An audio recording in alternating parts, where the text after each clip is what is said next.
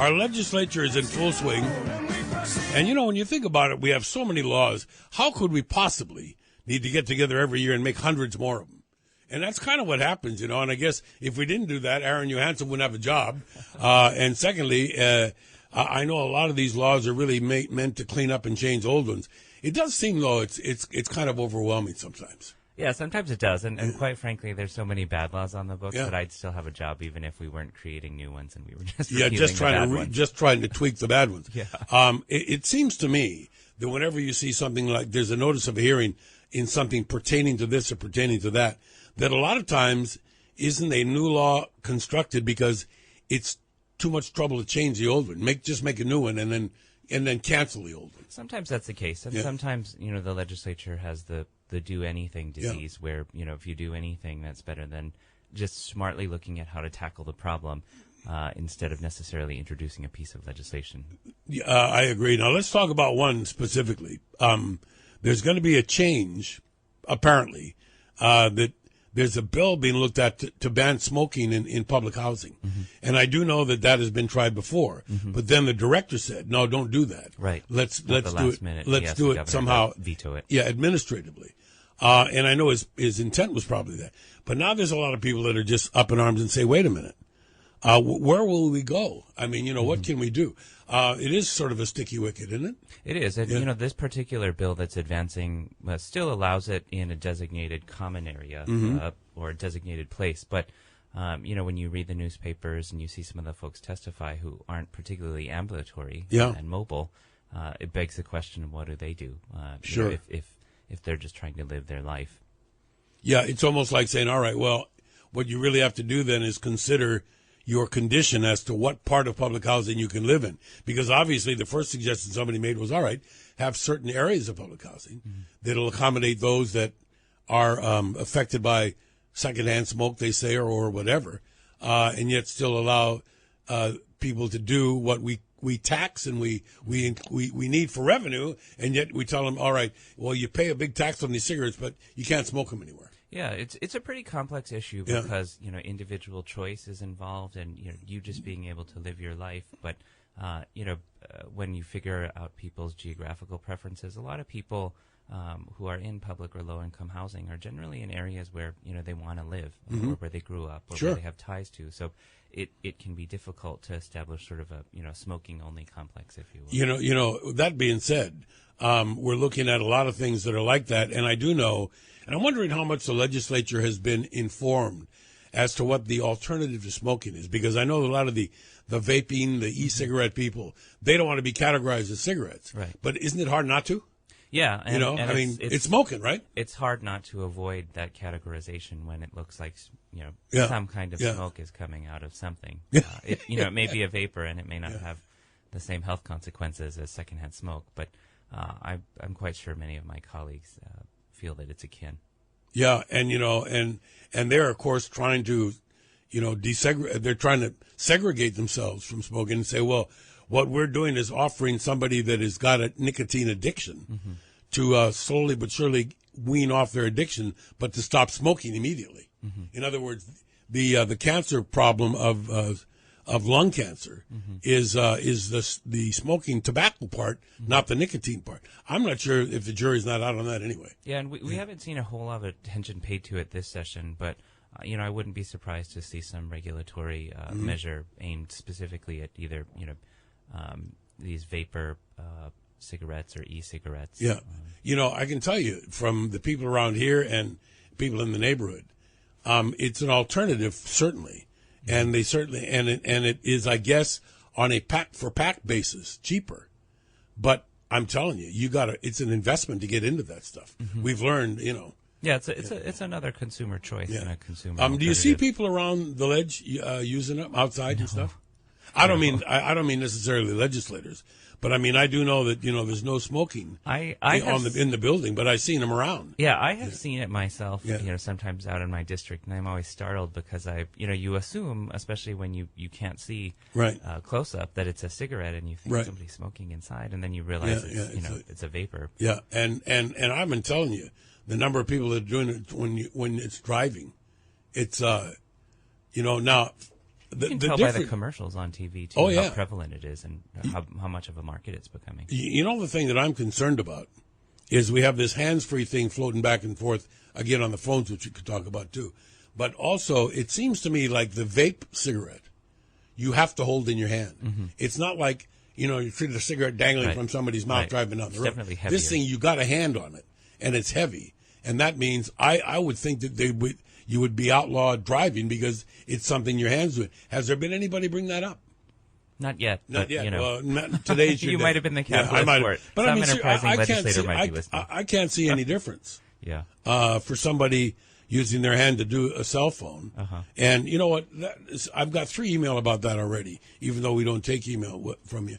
But I am curious because it looks like they're now, some legislators are saying, well, you know, we got to back off on this a little bit. I think Ron Minor particularly has got, he wants to say, well, you can use it for getting a traffic report or calling auntie or something. I don't know what he wants. I mean, in other words, are we backing off on this? Yeah, actually, I think you might be referring to Senator English. He had mentioned in one of his bills that got a hearing that there would be certain enumerated acceptable uses, but I think one of the things that law enforcement mentioned was it's difficult for how do us you to enforce? ascertain I was calling whether you're legitimately using your device or not. Yeah, well, I mean, the lamest excuse of all was I'm using my phone to check traffic. Mm-hmm. Guess what? You're already in the traffic. Yeah. And if you listen to us and every other source, you're going to get an answer, you know, as to what you can do. And the answer most of the time is you can't do anything. Right. But you better keep both hands on the wheel. Right. Or use hands-free. Yeah, and so I'm not sure that it's going to go anywhere, particularly because it's one of those things where if you establish an absolute threshold, it's pretty hard to create a lot of exemptions and then still tell everybody you have to abide by an absolute threshold minus all these conditions. I agree, and I thought one thing was really unbelievable. They said, well, you know, come on, it's got to be okay. Let's go out to the telephone and see what people think. Here's one, smoking in public housing. James is in Kalihi. James, good morning. Welcome to the program. Hey, good morning, guys. Yep. Morning, James. Yeah, I've been to around the neighborhood. I've been to Camp 4. I've been to the old KPT, and, you know, you guys outlaw smoking in any other state facility. Why not the housing? Well, and I think that's the impetus behind some of the legislation. And for some people, if it's seeping below the walls and into other units of people who are non-smokers, that's one of the primary reasons that it's starting to affect other people, which is why I think Chair Rhodes had... James, you know what, James? I want to tell you, I agree with you 100%, and I'll tell you why. I am, as many of you know, I'm an ex-smoker. But I'm tolerant of people that are smoking. But I'm also thinking a lot of people that are in public housing shouldn't be smoking because they shouldn't be able to afford it, number one. And number two, we're actually doing them a health favor. They just don't know it. Exactly. And here's the thing. You guys are always about health initiative. The government is. And right there, you can take advantage of those who are asking help from you. Mm-hmm. So it's saying, if you want to stay in the state housing, you ain't going to smoke here. You know what I'm saying? Yeah. The bill is... The same could go for EBT cards like you do for the WIC program. You can only purchase certain things. People with EBT cards are purchasing lobster tails, crab legs, all that stuff. I see it happening every day. Okay, James, I'm going to have to drop you on that one because we got to move on. But, you know, that's right. And you know what? I think it's people like James. They get really frustrated if they're you know, abiding by the rules and they see somebody blatantly not. Someone else. It definitely you know, steams you if you see either abuse of the EBT cards or, you know, if you're looking at public housing in one. Yeah, I don't buy that many lobster tails. I don't know about you, but you know, I mean, if I had an EBT card, I think it would be for a couple bags of rice and some flank steak rather than lobster. Yeah. So, but thanks for calling in, James. Yeah. I think you'll be happy that the bill's continuing to advance through the House. 296 KHNR. You could be next. That's 296-5467. Rep. Aaron Johanson is in the house, and we're going to have a special drop-in guest, a surprise. Anyway, Aaron Johanson is in the house, and we're talking about the ledge and what's going on. And we were talking in the break again a little bit about how people have a real mixed emotions on this bill, whether or not there should be smoking should be outlawed in public housing. And Aaron, you brought up something sort of interesting. even though you may be concerned about people losing some of their rights, the rights of the others in the complex to a smoke-free environment, I guess, is paramount. But I would imagine that this sort of underscores a lot of things you have to consider. Yeah, but, is it good for most of the people most of the time? Because there's never anything we're going to agree on. Is there good 100% all the time? Yeah, most definitely. And I think this is a prime example of where many of the issues that we see at the legislature have no easy fix with no consequences. In this case, I think most of us would like to preserve, the freedom to choose to live one's life. But at the same time, you have to factor in when you're living in a government subsidized housing complex and there are other people who are also living in that complex, then how do your actions impact someone else's, and how does that all reconcile nicely? And usually it doesn't reconcile really nicely. Yeah, no, never. I mean, there's always going to be somebody that feels that this bill is really, really, really against them. I mean, okay, now, that's not why I elected you guys. On that subject, I want to know what you hear from your peers and others about the amount of involvement that we seem to be doing. As you know, we set aside this hour every week to just get people informed on both sides of every issue that's before you. But I want to know if this year seems to be, now that you're gaining a bunch more experience, better than last year, same as last year, less than last year. I'm talking about people actually contributing ideas, information, or testimony. I think it's probably better. Every year. Yeah, I hope so. Yeah, every year there are more and more people who get involved, and sometimes it takes a particular issue to be a catalyst for them. But you generally see some good civic engagement. You've seen it quite a bit over the weekend with many of the Hawaii Community Development Authority bills. Oh, yeah. You see it particularly with GMOs. You saw it through the special session with SB1. So these are all very different issues and attracting different people to the legislature, but that's still a good critical mass of citizen activism. I've always heard that if it has to do with... It's not enough, though. Yeah, it's never going to be enough.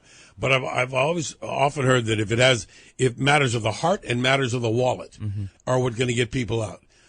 But I think that when somebody bands together, when a group of citizens bands together and says, this government agency should either be changed or banned, dissolved, that tells you that there is a lot of concern out there. Right. In particularly with that one, isn't there more than one piece of legislation that you're looking at, which regarding the agency? Yes, there are many, and they range in severity from complete abolishment of the HCDA all the way to just curtailing, some of its budgeting authorities. A lot of the bills pertain to public hearing, public notice, and public input, because that's been a lot of the criticism from Kaka'ako neighborhood residents, that as many of these towers go up, their infrastructure concerns, as well as general concerns about the whole area, have gone unheeded by HCDA. Now, HCDA would say that they've listened and paid attention, but therein lies sort of the crux of the controversy. Yeah, and that being said, and I said I don't take email, but here's one that says I cannot talk to you during the 7 o'clock hour because my boss doesn't allow us to listen to the radio, even though I do listen on my computer. But I do want to know, what about the bill that is going around about increasing the age of buying cigarettes in Hawaii? That's probably a pretty good one to discuss, because a lot of people probably don't know now. I think it's 18, and there's a move to increase it to 21. I'm wondering if that's said because the ages of 18 and 21 are usually when people that are going to smoke either start or stop. I don't know. Do you think that there is reason to look at this? I mean, does it make sense to have a bill saying, okay, you need to make a little bit more of an adult decision before you buy cigarettes, or what is the crux of this? I think some of the proponents feel like it's just aligning it with the standards that we set for buying alcohol, buying and consuming alcohol. It's they have this similar. Likewise, they both have health consequences to the user, and so being a little more mature is probably the reasoning behind the folks who introduced it. I also think what's interesting that most of the listeners out there might not know is it's not actually illegal to smoke if you're a minor. It's illegal to purchase it. Yeah, same as drinking. To be sold, yeah. I mean, it's hard. I mean, under the influence. It's an enforcement issue, which is why it's never been made illegal. But, And a lot of it was always said, I remember when I was a kid, some people's parents that allowed drinking just said, as long as you're doing it in your own home, it's okay. It doesn't mean it is okay. But here's something interesting, and this always comes up. They say, well, you know, if you're old enough to join the armed forces and be killed of serving your country, but you can't have a beer, you can't have a cigarette, there's something wrong with that thinking. Right. So, you know, you generally, or if you're old enough to vote and choose the government that's making these laws, you know, so you generally see a lot of issues that have, should everything be 18 or should everything be 21? And, you know, it swings in both directions depending on who you ask. There has been a concerted effort to register as many young voters as possible, thinking that these people are probably the least diluted, the least, you know, they say impressionable, where I don't agree with that. But then there are a lot of people that say, well, you know, just having a whole bunch more people register doesn't mean you're going to have intelligent voting. It just means you're going to have more voting. Is it a dilemma? I mean, I think both has to happen. I think we have to increase people voting after we way increase people registering. I think that's correct. Yeah. You know, we need both, and we need more civic engagement. I mean, I think the state would be better off if there were more people who were paying attention to what their government was doing theoretically on their behalf. And, you know, it's consent by the governed. And I think... Don't we see an awful lot of people that will complain to you publicly, or, I mean, that, you know, out in the public somewhere, or even during the session, griping and whining about something, but they don't register, they don't vote, and they don't communicate their wishes until after the fact. Yeah, there are a lot of people who are concerned about it makes me more likely to be called for jury duty, when, you know, the truth is if you have a driver's license, you're in that pool. But, but people believe that about registering to vote, so there are a lot of people who just don't want to do it. Or, you know, unfortunately, there are so many people who are jaded and cynical about government that they just think, what's the point? But, you know, it gives you a much more effective say and a nexus with your government when you're choosing it. I got to tell you one thing. I would love to have jury duty. I mean, I have been summoned a number of times, and as soon as I go down there, they throw me right out. I mean, in the first round, you're the guy on radio. You're out. And theoretically, the only question that I have to answer, and truthfully, is, would you be able to not bring this up on the radio? And I have to say, truthfully, no, I couldn't, because even though I would be, I wouldn't bring it up if I was serving on this particular jury. But if somebody called out of the blue, and particularly if they got past Raphael and said they were going to call on one thing and then talk about something else, you're on the jury for that murder, huh? What do you think, guilty? I had to say no. And the minute I say that, they say, nice talking to you. You know, see ya. Do you find that there are some that really would like to, but they're perceived to be either an enemy of court, or what if my brother's a policeman? But, you know, so what? I still want to be on the jury, right? Well, you know, when you're doing the jury and paneling and you're choosing, both sides are typically looking for people that they think are going to be either, you know, tabula rasa and blank slate, or mildly sympathetic. And, you know, there are certain things that, you know, you just say that both sides either want or don't want. Okay. We got more coming up. Catching up with Aaron Johanson on the things that are going on this week. And a lot of them are to do with your health, and a lot of them are to do with your well-being, and some of them are to do with both. And of course, I know you'll always have a couple of pets going into a new week. What are some of the things that you're keeping an eye on today, and where do you think they're going? You're going to see a lot more discussion of the Hawaii Health Connector, because there are several bills about how to regulate it, how to make sure it effectively serves people, and, you know, there's actually a bill that would turn it into a government agency as well. Another new government agency. Yeah. You know, I got a question about that. Does anybody really have a handle on what's been spent so far on that? I mean, I see all kinds of numbers. They seem to conflict, but it's an awful lot of money. Yeah, I would say that the safe assumption is no. You know, they had a leadership change dramatically right before the launch. And so, you know, like many of the state health connectors that exist all throughout the United States, ours has a lot of issues itself. And weren't they supposed to have by now addressed a certain percentage of the population that needed to be connected? Hence the word health connector. Yeah, which is why you're not seeing on a federal aggregate level the numbers signing up that everybody had said would sign up for the service. It seems to me to be the 800-pound gorilla in every conversation. I mean, if it's not Obamacare, it's how to avoid it. And I know that maybe the assessment is, what did you personally think of how our health care was before Obamacare? I mean, did we really need as much fixing as some states did? No, we did not, because we had the Hawaii Prepaid Health Care Act, where the fundamental difference between that and the more nationalized system that you're seeing under the Patient Protection Affordable Care Act is, the burden was shifted to the employer. So we had a very high rate of insured people, and there certainly were a few who weren't insured, and always room to look at how to make sure that people are getting quality health care. But we did not have the kind of uninsured rates that some states have, and so our system was not problematic, which is why we got an exemption in the federal law. But there's one thing of major concern, and one of my doctor friends told me, if we'd addressed in Hawaii, had we addressed, say a decade ago, tort reform of some kind, we would have prevented a lot of frivolous suits from getting into the courts here, and would present a strong case to be waived from Obamacare, because we just didn't need it. We already did it. Remember, there were a lot of people that said, well, we had a sort of a force to Obamacare already. Well, it's different, though. It's not an individual mandate. And, so because it was initiated in the 70s, there's a long history here of people being successfully insured and covered for health care. But it's difficult to be a doctor here. I don't know that I would want to practice medicine if I were there was a nightmare several years ago, and I don't think it's fixed.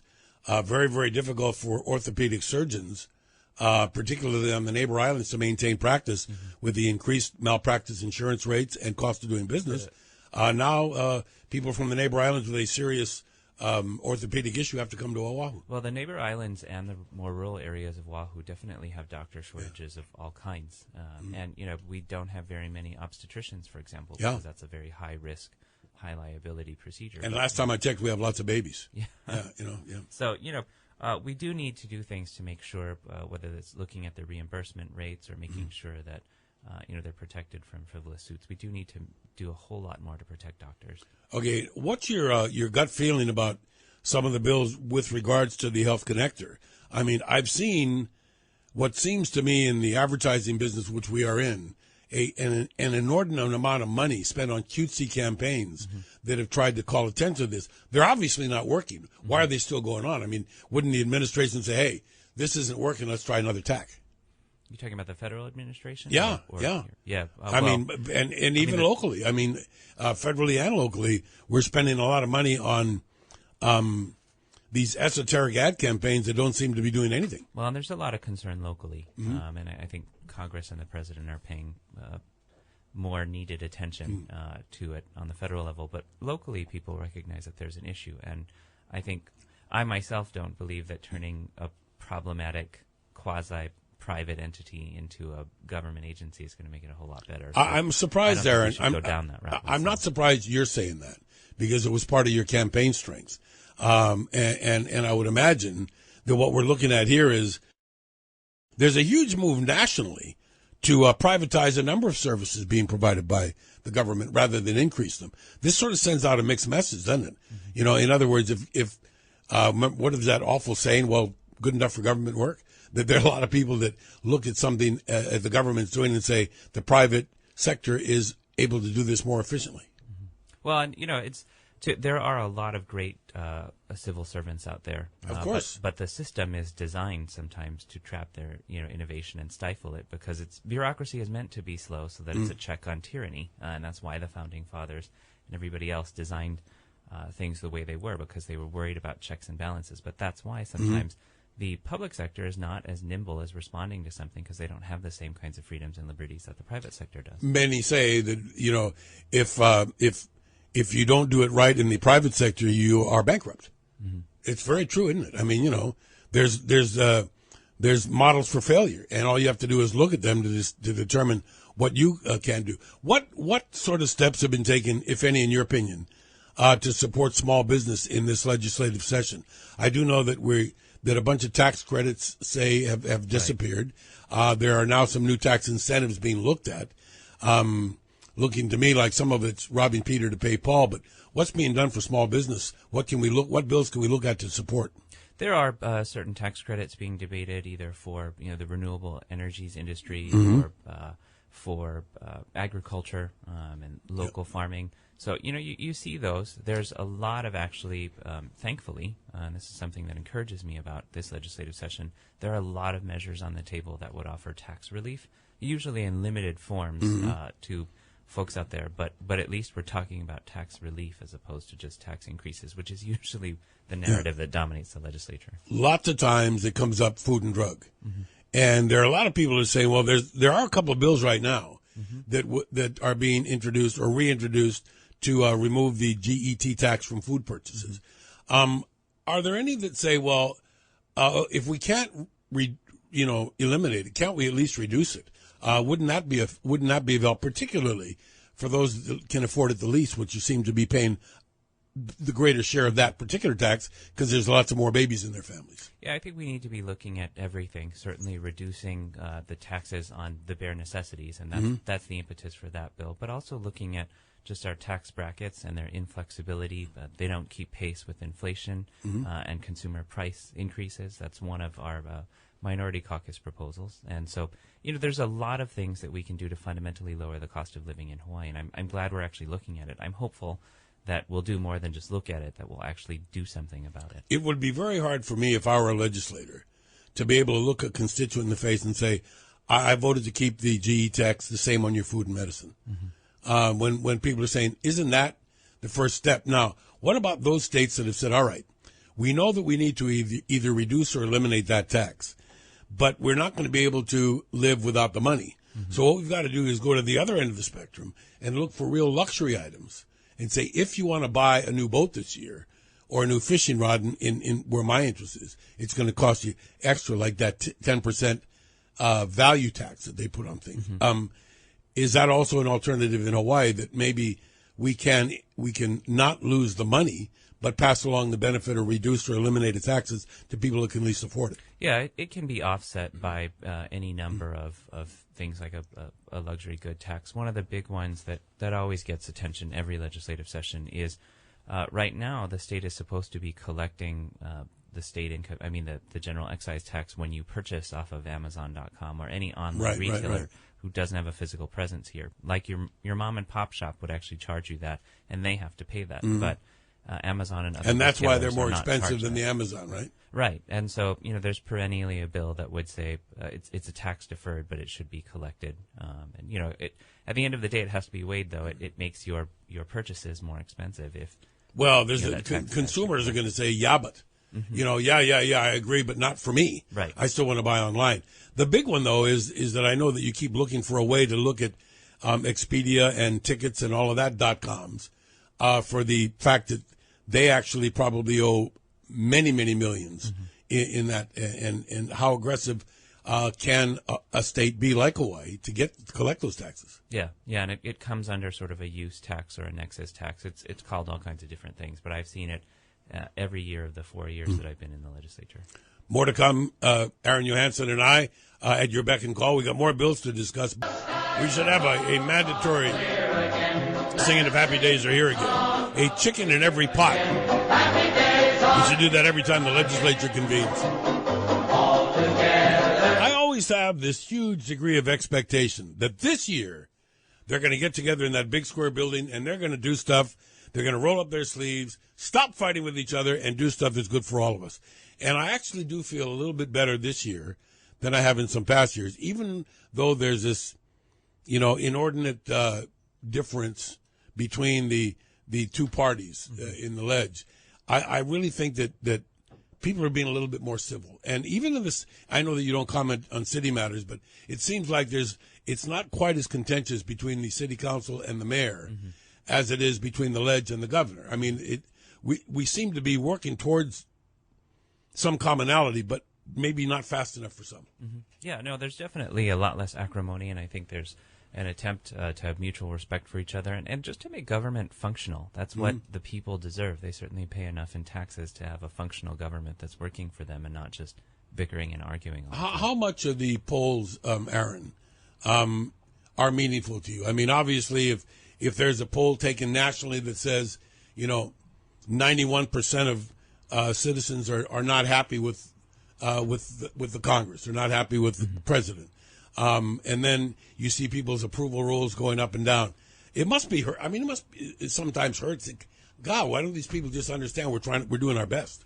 Well, some of the mainland polls are a helpful data point. They're not obviously surveying here specific to the legislature, but I think it's what I try to divine from it is different insights that at the end of the day, people all elect each one of us, but they're electing us to do something bigger than our individual, petty squabbles and just our individual wants and needs. And that's the amazing opportunity that serving in elected office affords, is the ability to do something greater than yourself. And I think part of doing something greater than yourself is getting over yourself and working with other people and, being able to disagree without being disagreeable. So it doesn't seem, you're right. Get a policy done. Yeah, it's not as much of a slugfest as it, I think, has been.